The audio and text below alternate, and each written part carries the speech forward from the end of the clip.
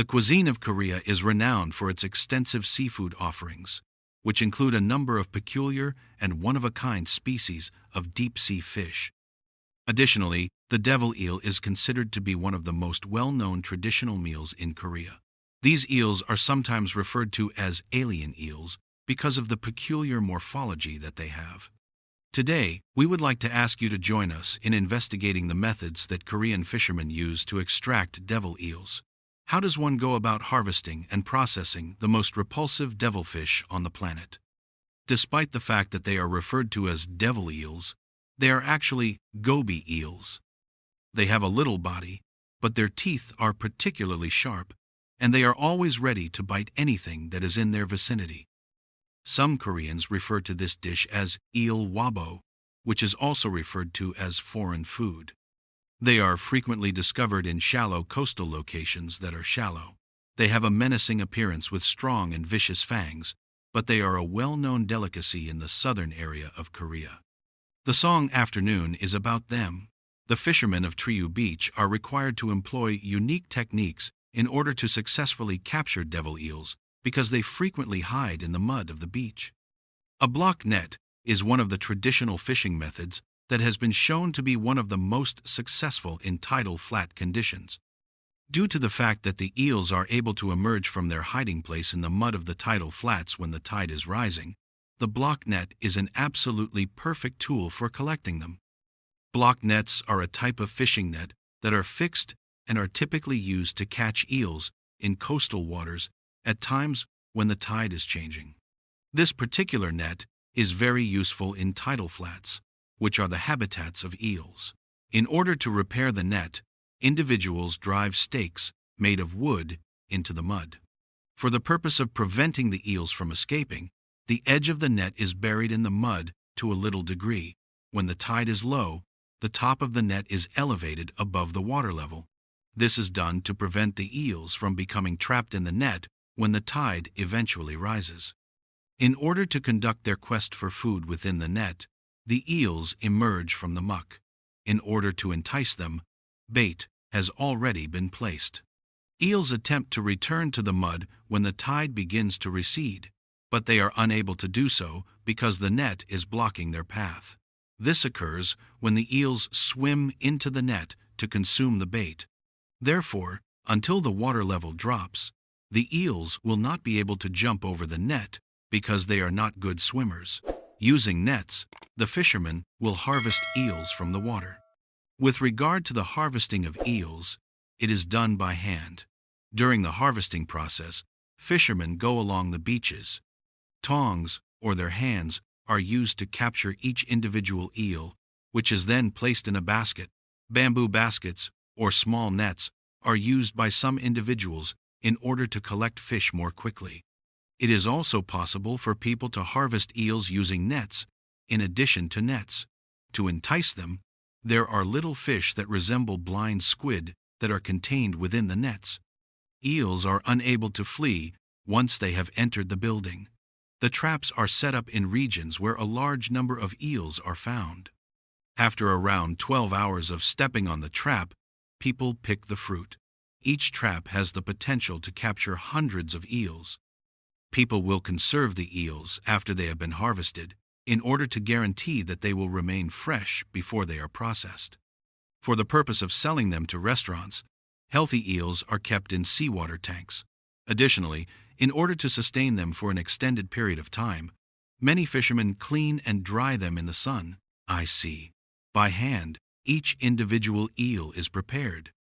After removing their internal organs with knives, cleaning them, and then drying them in the sun until they are fully dry, fishermen are said to have removed their internal organs. The eel face, which already has a frightening appearance, appears much more repulsive and disturbing to many people when it is turned into a whole dried eel from the beginning. There is a possibility that people will experience fear upon seeing these dried eels. Yet, Korean fishermen consider this dish to be a traditional one, and they frequently incorporate it into their regular meals. It is possible to begin the preparation of dried eels by grilling them, followed by shredding them, and then stir-frying them with garlic, chili, and soy sauce. As a result of its robust flavor, this dish is frequently served as a side dish during dinners with the family. The eel face dish is not only a meal that offers a distinctive flavor to the table, but it is also an essential component in the culture of Korean cuisine. It makes a contribution to the variety of seafood processing processes that are utilized by the local population. This eel face dish is extremely well known not only in Korea but also in a number of cities and towns throughout Japan. A variety of methods, including frying, grilling, and drying the entire eel, are available for processing this type of eel in Japan. In addition, they are consumed raw, in the form of sashimi, or powdered into a powder and served as a snack. They are also used to make a variety of dishes, including ramen, sub, and many others. Even though it does not have a pretty appearance like many other delicacies, the face of the devil is nonetheless picked by local authorities surrounding the sea to serve as a mascot in order to promote tourism in their region. As an additional means of introducing the regional specialty, there is even a short video that describes warasubo as a mystery creature that has a frightening appearance. Have you ever given this meal a try? It's called Devil's Face. Please leave your feedback in the comments box so that we can consider it. Beyond its terrifying appearance and traditional culinary role, the devil eel, or wabo, continues to captivate both scientists and locals for its peculiar biological traits and enigmatic behavior. While most people focus on its culinary value, few know that marine biologists from Korean research institutes have been studying this species for its extraordinary regeneration capabilities. What sets the devil eel apart from many other marine creatures is its unusual resistance to pollutants in tidal mudflats. In studies conducted along the Yongsan River estuary, researchers observed that goby eels could survive in areas with high levels of ammonia and heavy metals, where many other fish species cannot. Some scientists speculate that the eel's thick mucus layer and compact metabolic system may allow it to isolate toxins more efficiently than expected. This unique adaptation has sparked interest in the fields of bioremediation and pharmaceutical research. In fact, a Korean biotech startup is now investigating whether compounds extracted from wabo mucus can be used in wound healing treatments or anti-inflammatory drugs. Imagine the ugliest fish on Earth one day helping cure human skin diseases. Who would have guessed? Local fishermen have long observed that devil eels exhibit bizarre behavioral patterns around full moons. On nights of high lunar brightness, eels are far more aggressive, even attacking each other inside holding tanks. This has led some to nickname them the lunatic eels. Marine biologists believe that these eels may possess photoreceptors sensitive to moonlight, triggering changes in their hunting instincts and territorial behavior. Others, less scientifically inclined, believe it has to do with ancient tidal spirits said to roam the mudflats, angry at those who disturb the seabed. In recent years, the devil eel has taken on a life beyond the kitchen. Thanks to its alien-like face and fang-filled mouth, it's become an internet sensation in Korea and Japan. Memes, animated shorts, and even merchandise now feature the wabo as a kind of ugly cute sea monster. One famous Korean mukbang streamer even filmed a live segment where he tried to befriend a live devil eel. Unsurprisingly, it bit him and escaped into the studio's ventilation system, going viral overnight. Since then, the phrase "don't pull a wabo" has become slang for unpredictable chaos in Korean online culture.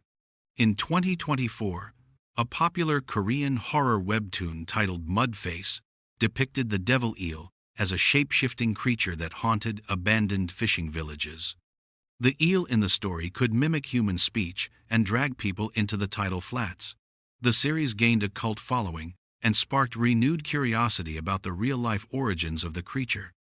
Ironically, the rising demand for this fearsome fish has sparked concerns about overharvesting in some regions of South Korea and Japan. Because these eels breed slowly and have relatively small populations, marine conservationists worry that aggressive harvesting practices especially during low-tide spawning seasons, could lead to long-term ecological damage.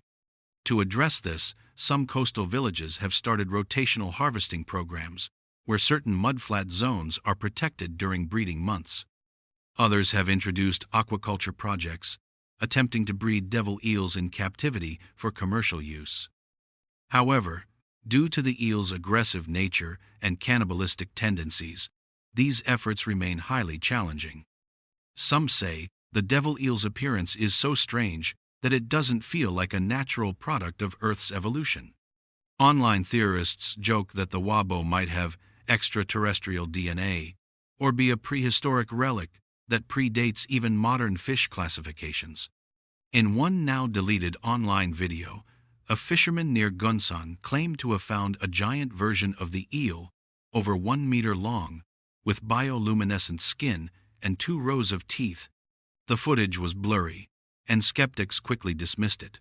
Still, it fed into the growing folklore of the alien eel, a mystery creature lurking beneath the tide.